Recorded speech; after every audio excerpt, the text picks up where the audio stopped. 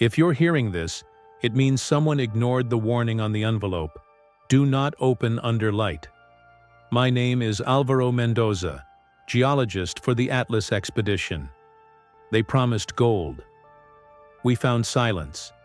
A silence so thick it pressed against your chest like cold water.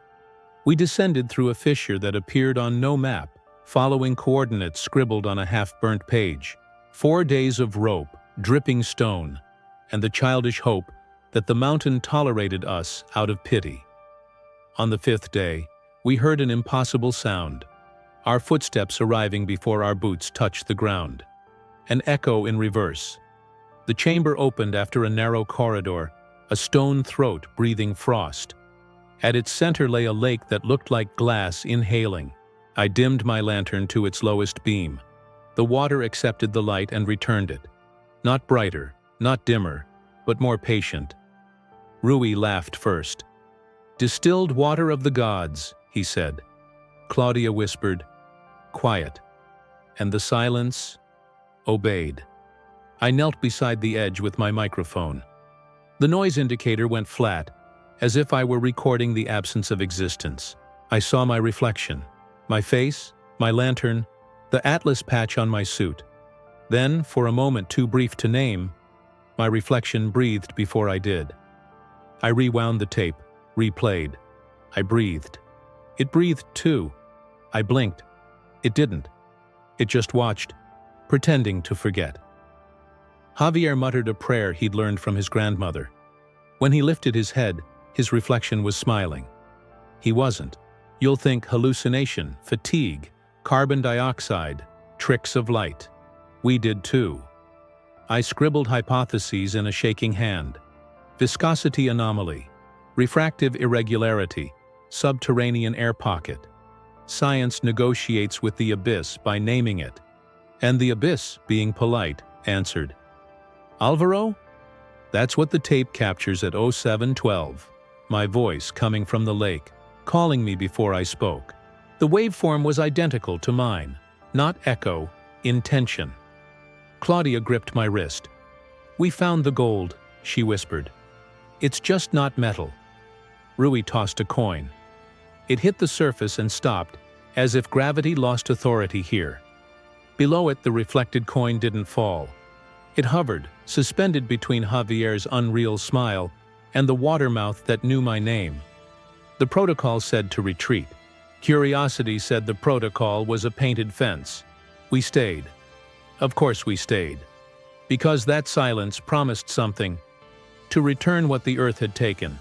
Time, names, mistakes.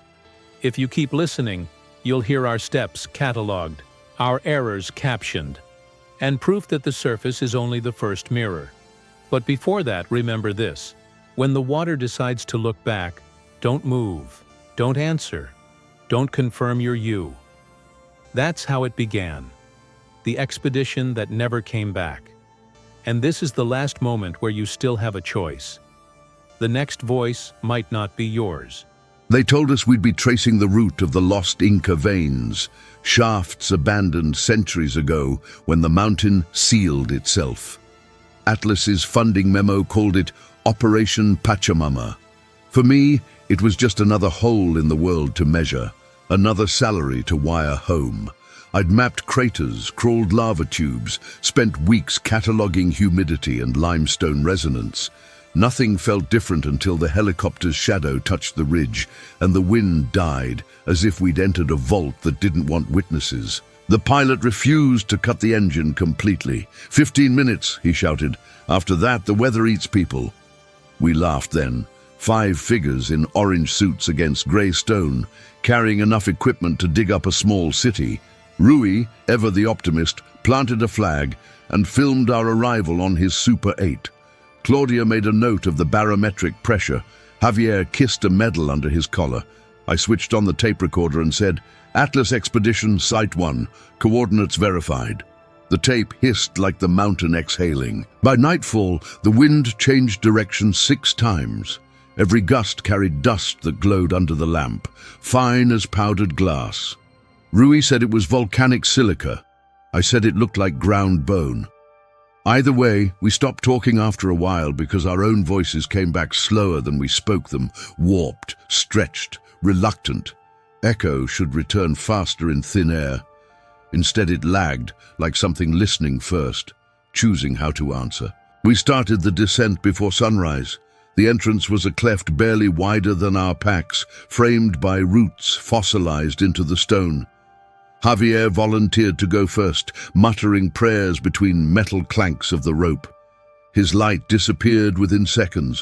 One by one we followed, boots scraping damp rock, the smell of copper thickening the deeper we went. The temperature dropped 8 degrees in the first 100 meters. My breath condensed against the recorder's microphone. The static crackled like distant thunder inside a bottle. At 200 meters, we found the carvings. Not Incan, older, spirals intersecting eyes, lines that looped back into themselves. Claudia sketched them while Rui set up the seismograph. Every 30 seconds, the needle twitched though the ground was still. Something pulsed beneath us, slow, deliberate, the way a sleeping animal adjusts its weight.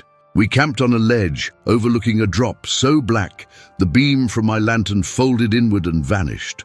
Below, faint humidity shimmered like breath on glass.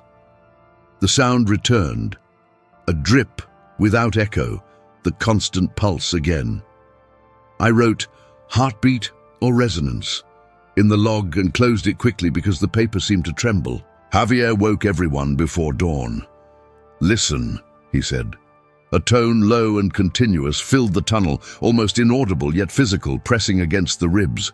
When we spoke, the words bent around it. Rui tried to record. The tape refused magnetization. Blank hiss. It wasn't silence. It was refusal. We followed the sound downhill until the rock changed color, dark green veined with metallic threads that caught our lights and reflected faces that weren't ours. I counted 5 reflections for 4 people, one slightly behind us. No one mentioned it. Around midday, Claudia found the fracture. Water seeped through a crack no thicker than a hand, pooling over centuries until it carved a tunnel smooth as melted glass. The air tasted sterile. I measured pH, neutral. Conductivity, 0. Impossible. Pure water doesn't exist in nature, I whispered. Rui smiled. Then maybe this isn't nature. We widened the gap with hammers and slipped inside. The tunnel opened into a cavity so vast, our lights vanished into blue haze. A lake occupied its center, motionless, mirror flat, feeding no stream and losing none. The tone stopped. For the first time in 3 days, silence felt heavier than sound. I approached the shore. My boots didn't sink. The silt was compressed like tempered glass. When I leaned forward, the reflection sharpened. Me, smaller somehow, eyes wider, pupils dilated beyond the lantern's reach. Behind my reflected shoulder, another lantern glimmered, though everyone else stood still on the bank. I blinked. The extra light blinked after. Rui shouted, breaking the spell. He'd thrown a pebble to test the depth. The ripple expanded outward, neat circles. The reflection repeated the motion, but slower, as if water obeyed a different clock inside its own image. When the surface stilled, the reflected ripple kept going. It spread until my mirrored boots distorted. Then the lake's image of me smiled. "Did you see that?" Rui asked. I nodded because lying felt dangerous. Claudia ran a sample test. Her vial stayed empty, the suction tube clogged with air too thick to pull. She frowned. "It's rejecting extraction," she said. The word rejecting hung there like prophecy. We set up camp 20 meters from the edge. I kept the recorder running. On playback, a pattern appeared behind the hiss, rhythmic, breathing, synchronized with none of us. 3 hours later, Rui screamed. He'd wandered close with the lantern. I reached him first. His eyes were fixed on the water. "It waved," he said. "It waved at me." The rest of the night stretched infinite. The tone returned, softer now beneath our pulses. Every reflective surface, metal pot, compass glass, lens, fogged except the lake. That one gleamed brighter, aware. Day 4. Morning, or what passed for it underground, brought calm hysteria. We decided to map the perimeter and leave before dusk. I volunteered to trace depth using the laser altimeter. I crouched at the edge, focused the beam downward. It never hit bottom. Instead, the laser reflected perfectly upward, as if bouncing off a second surface hidden beneath the first. A mirror under a mirror. At 10:17 a.m., my reflection blinked twice. I didn't. The recording confirms it. Claudia gasped. Javier dropped his cross. The echo came a second later, whispering his prayer back in reverse. That was the first time the mountain answered out loud. We packed in silence, aware that leaving meant turning our backs on something that now had our faces. While dismantling the camp, I noticed droplets forming on the recorder, condensation rising against gravity. Each bead contained a tiny, inverted image of me, moving slightly out of sync. At 12:40, Rui disappeared for real. We found his camera on the ground, still rolling, lens pointed at the lake. The footage lasts exactly 8 seconds. Ripples, a shadow leaning forward, and Rui's voice saying, "It's me, but not." Then static. We called his name until our throats burned. The reflection showed 5 figures again. One smiled wider. That's where this log should end, but I kept the tape running because stopping felt like surrender. I set it beside me while writing notes. You can hear faintly, water dripping onto metal, then my own voice whispering from somewhere below, "Don't turn around." I turned anyway, and there, standing across the lake, was a man holding my lantern. Same beard, same torn sleeve, same scar on the temple. He moved slower, as if time dragged around him like mud. When I raised my hand, he raised his too, but a fraction late. Behind him, shadows gathered, versions of Rui, of Claudia, of Javier, each distorted by distance, each slightly wrong. The tape cuts here because the battery died, but I remember the last thing before darkness, the reflection's lips moving independently, forming words I couldn't hear, yet understood. A question, a demand, something between invitation and replacement. That was the moment the expedition changed from science to confession. That was when the reflection moved first. The reflection moved first. That detail replayed in my skull through the static, over and over, until thought became a stutter. The water had broken the rule of symmetry, the only constant we trusted underground. Once that law collapsed, everything else followed. Claudia insisted we stay calm, her voice brittle against the silence. She claimed optical delay, refractive lag, anything measurable. Javier kept his eyes shut and prayed between each of her words. I tried to believe both of them. We rebuilt the camp further from the lake, though the air carried the same metallic chill. Every surface still reflected, but our faces inside those reflections looked practiced. Not mirrors, actors rehearsing being us. When I blinked, mine delayed by half a heartbeat. When I smiled, it hesitated, then smiled wider. Rui's absence hung between us like a fifth shadow. His Super 8 camera sat where we found it. The film jammed, reel half melted.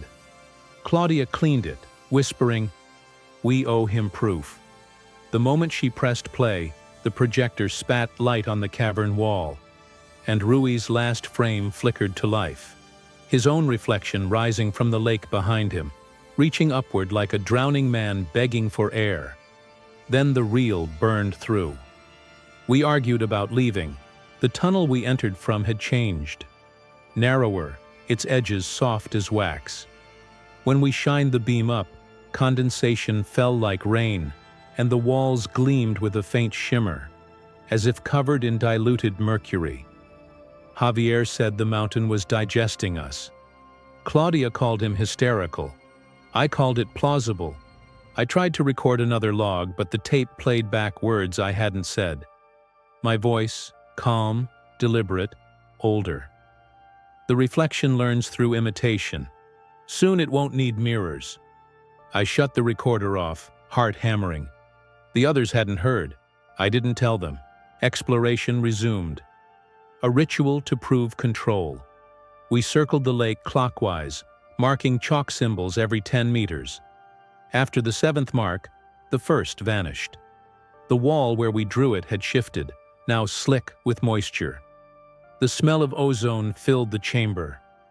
Electromagnetic anomaly, Claudia muttered, taking readings. The compass needle spun like a trapped insect. Field inversion. Maybe iron veins under. She stopped mid-sentence. Her reflection spoke instead. Under you. It wasn't sound. It was vibration. The air trembled with syllables. Claudia froze.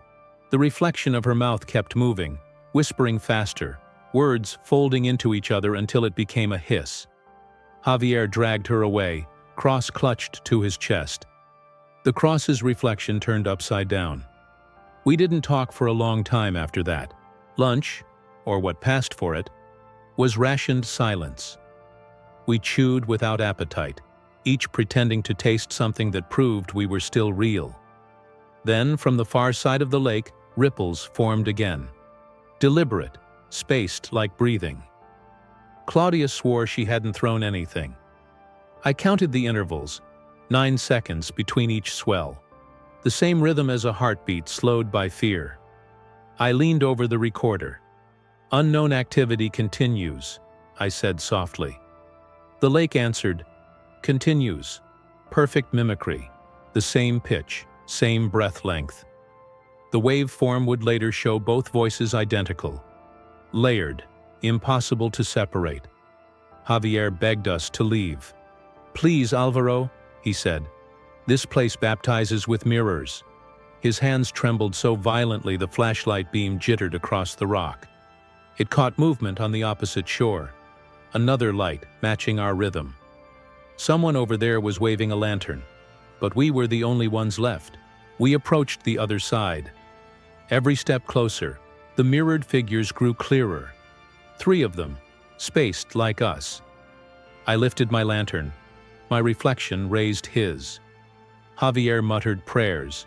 His reflection clasped its hands, but backwards, palms outward, as if pushing the prayer away. Then Claudia whispered, "They're closer than the water." She was right. The figures weren't beneath the surface anymore. They were standing on it, shadows with weight, walking toward us without sound. The lake didn't ripple. It folded like fabric bending around their feet. I ran. I'll admit it. Science died there. We collapsed near the tunnel mouth, panting. The way back was gone, sealed by a wall of rock, slick and featureless. No fracture, no seam. I slammed my hammer until the metal bent.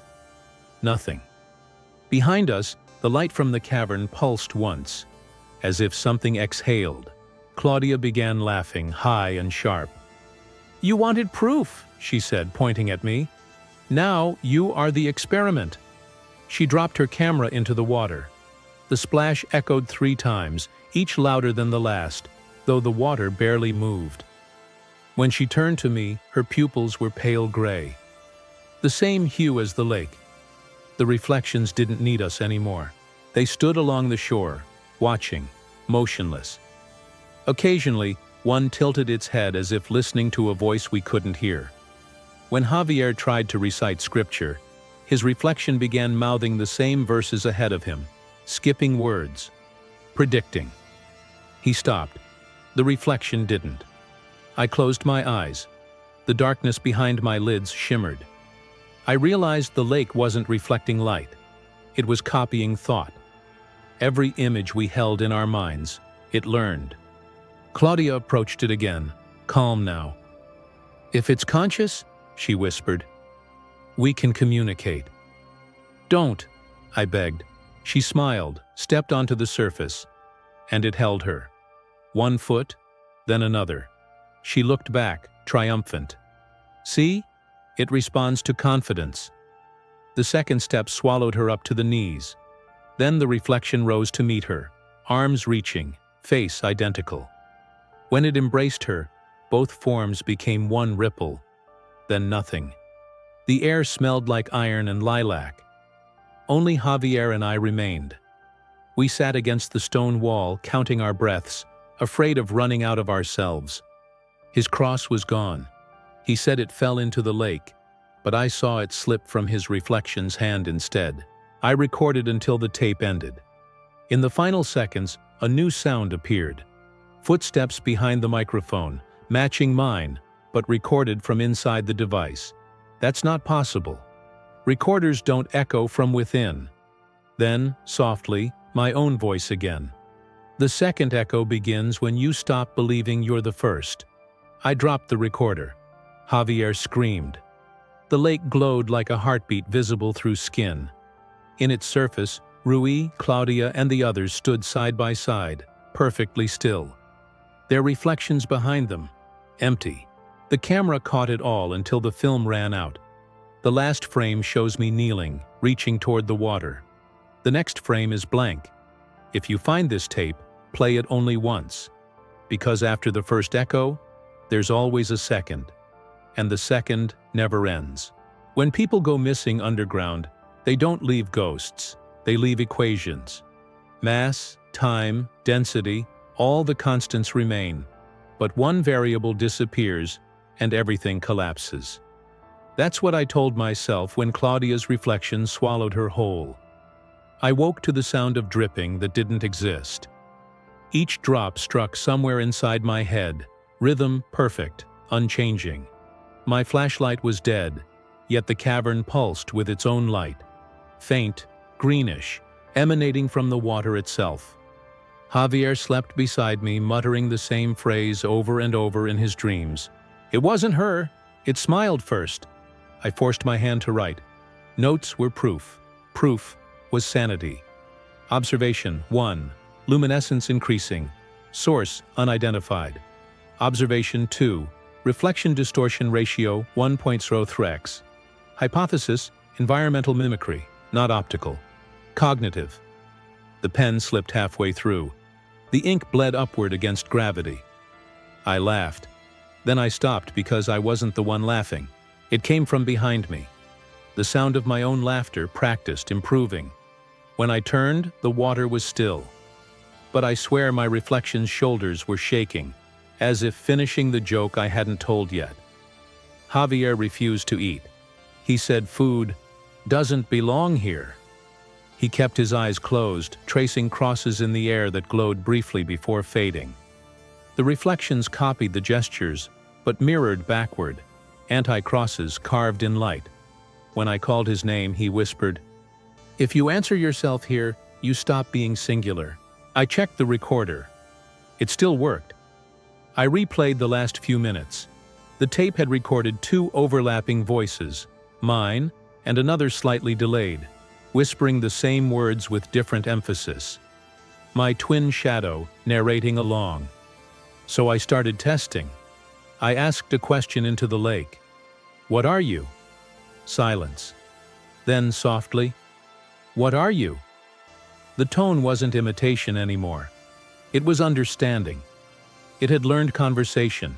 We tried to leave again. The wall sealing our exit was gone, replaced by the same black water flowing upward like smoke. Through it, I saw daylight, a mountain ridge, the helicopter waiting. Javier ran for it. I didn't stop him.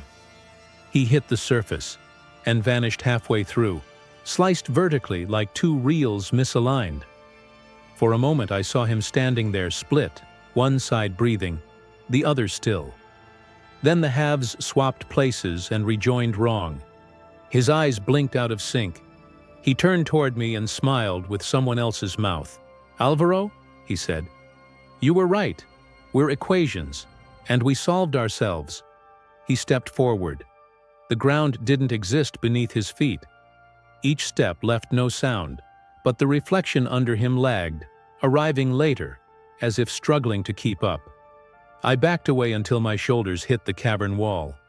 "Javier, stop!" "I'm behind," he murmured. "I'm catching up." When he reached me, his skin flickered, transparency pulsing like film burn. I saw the water moving inside him. Then he whispered something I'll never forget. The mirror doesn't copy, it remembers. And then he dissolved, collapsing into droplets that rolled upward and joined the ceiling like reversed rain. I screamed until my throat split. I don't know how long I sat there, maybe minutes, maybe hours. The air doesn't move in this place, time sticks to it like dust. My recorder blinked red, still functioning. I pressed record. Expedition Atlas, Log 12. Subject, cognitive contamination. Only survivor, Alvaro Mendoza. Remaining members, assimilated. Possibly duplicated. Reflection exhibits intent and adaptive intelligence. My hypothesis? I stopped because the tape light flickered in rhythm with my heartbeat. And then my own voice continued the sentence without me. Is wrong. The recorder floated upward, spinning slowly, glowing faint blue. I reached for it.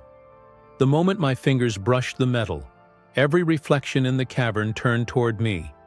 Thousands, not just mine, filling the lake like a field of eyes opening at once.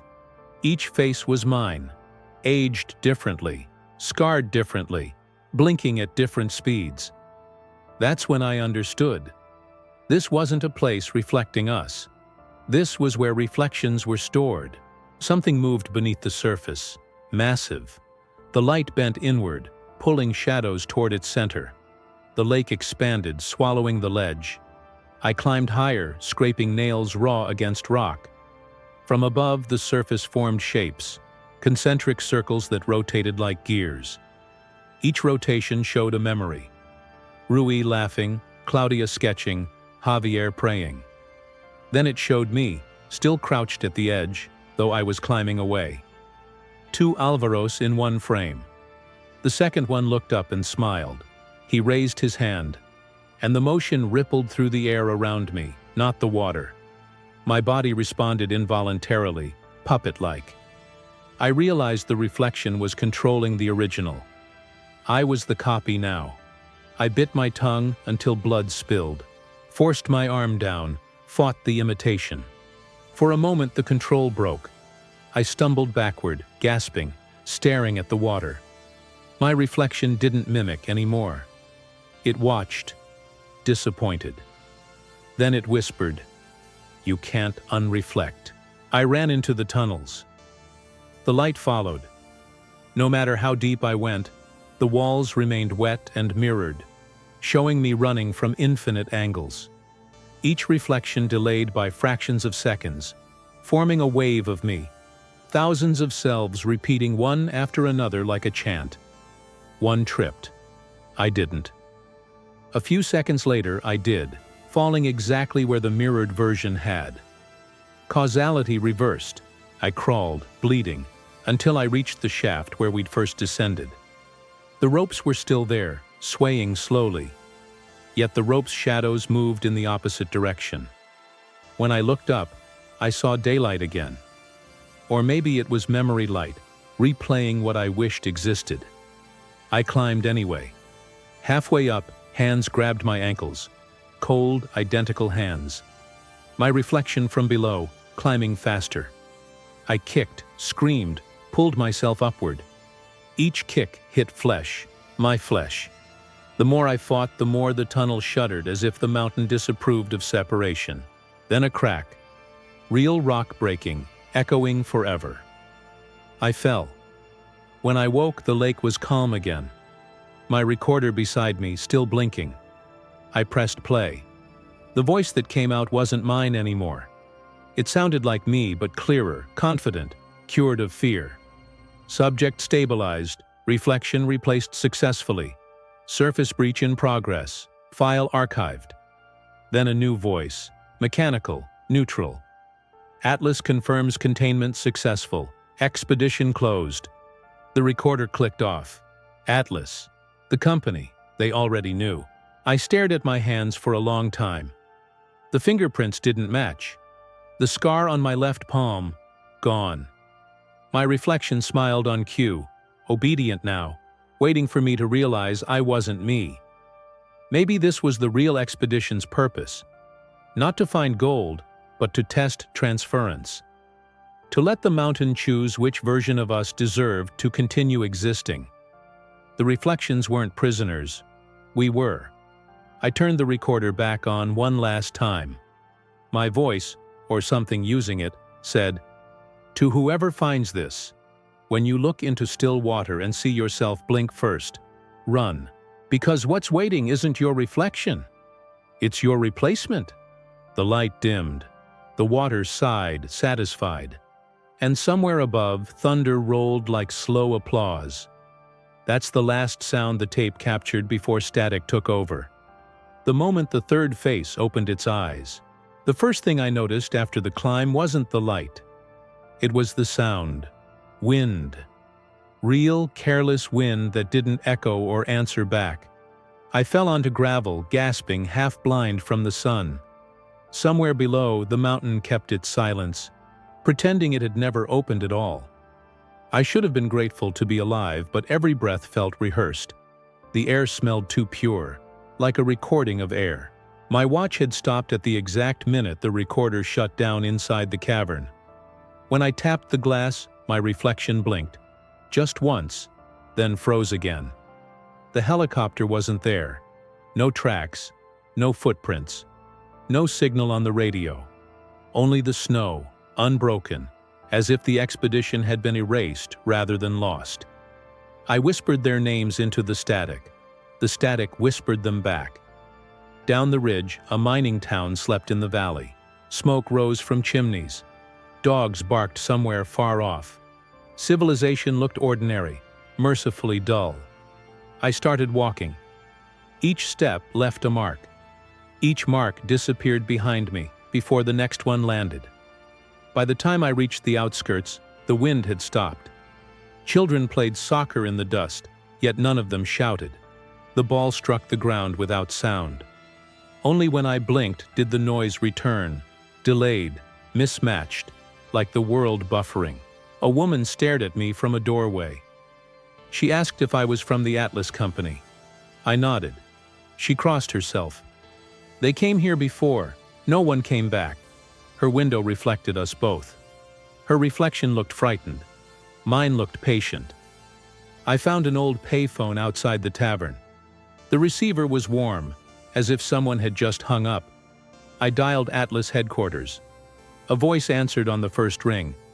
"Welcome back, Alvaro. File transfer complete." I froze. No one had given my name. "Who is this?" Static. Then my own voice replied, calm and distant. "Field report confirmed. Surface containment holding." The line went dead. The reflection on the phone's metal surface smiled. Noon I ate in the tavern just to watch people move. Every spoon mirrored a second rhythm. Mouths chewing half a second late. Eyes blinking twice. When I looked directly at anyone, they seemed fine. Only through glass did the delay appear. Only in reflections did the truth breathe. A television behind the counter flickered. News from Lima. The anchor's reflection continued reading after he stopped. The barkeep laughed nervously, switched it off. "Signal lag," he said. I didn't argue. Clouds gathered without weather. The horizon shimmered like liquid. I walked toward the bus station, intending to leave everything behind. But every window I passed held another Alvaro. Slower, steadier, correcting me. In one, his lips moved first. In another, he didn't move at all. Inside the waiting hall, the announcement board blinked nonsense, letters rearranging themselves into coordinates. My coordinates. Below them, a single phrase appeared for an instant. "The surface isn't sky." Then it vanished. Evening. At sunset, reflections multiplied. Car windows, puddles, even polished boots shimmered with faint blue light. People began to notice, turning mirrors to the wall covering screens. Someone shouted that it was an optical storm. Someone else said it was prophecy. I knew better. I found a quiet alley and pressed the recorder's single remaining button. It clicked once, though it had no tape inside. A voice emerged anyway. "You made it, Alvaro. The mountain needed an exit. Thank you." The voice was mine, refined, echoless. Streetlights flickered on. For a moment, every light threw two shadows. One dark, one pale silver. The pale ones moved first. Midnight. I'm writing this from a motel near the border. The mirror above the sink is covered with a towel. Still, I hear water dripping somewhere, steady and slow. Every drop lands exactly between heartbeats. When I breathe, the towel stirs, as if something behind it exhales with me. Tomorrow I'll keep moving north. If I find other survivors, I'll warn them. Don't trust reflections. They're not looking back anymore. They're looking forward. Because whatever climbed out of that mountain with me has found its horizon. And the sky we see above us, it's just another surface waiting to move. March 2nd, 1978. The world outside the window looks the same. That's how I know it isn't. I woke before dawn again. The sky was still gray, the kind of color that doesn't belong to any hour. In the bathroom, I kept the mirror covered, like every night. The towel moved with my breathing, soft and even. But when I left the room and came back, it had fallen to the floor. The glass was spotless, and the reflection inside it was standing closer than I had ever been. I said nothing. It smiled faintly, the way a doctor does when he's already written your diagnosis. I've been writing, not to remember but to measure. Memory isn't reliable anymore. It rearranges itself when light hits it wrong. Sometimes, when I close my eyes, I still see the cavern. Not as memory, but as geometry. A shape that never ended, only folded. The mountain isn't behind me. It's beneath every shadow. I can feel it humming in the bones of walls, in the pause before a reflection moves. I've tested myself. I speak to my reflection once each day. It listens carefully, never interrupts. Then it begins answering sentences I haven't said yet. Today it finished my journal entry before I started. There's a radio here, always tuned to static. At certain hours, the static organizes itself into whispers, coordinates, weather reports, names. Rui's name came through last night, then Claudia's, then mine, each one repeated twice. The first time soft, the second with echo, like two worlds syncing. Outside, the townspeople act normal, though they avoid puddles when it rains. I can't blame them. Every puddle is a window no one asked for. Children play by the river, but they don't throw stones anymore. They just watch the ripples form on their own. I dreamed of the mountain again, not dark this time, but filled with light, white and endless. Inside it, faces floated like dust, suspended mid-thought. One of them turned toward me. Mine. Its eyes were hollow but not empty. Something shone inside them like stars seen through fog. That's when I understood what the water was showing all along. Not reflection, not replacement. Continuation. Each face another draft. Another version rehearsing existence. Maybe we were never originals. Maybe we were always echoes waiting for our turn to speak. When I woke, the radio was silent, but the air shimmered faintly, as if full of water. I wrote one last note. If light remembers us, then we never leave it. We just change the angle. Tomorrow I'll take down the towel. If the reflection speaks again, I'll let it finish. If it moves first, I won't look away. Maybe it's time to see what waited beneath the surface all along. The truth isn't in the mountain or the lake or the mirror. It's in the light that bends between both sides. The space where seeing becomes being. I used to think I escaped the reflection. Now I know. It was waiting for me to catch up. And when the dawn comes, if the sun hesitates before rising, that hesitation will be me.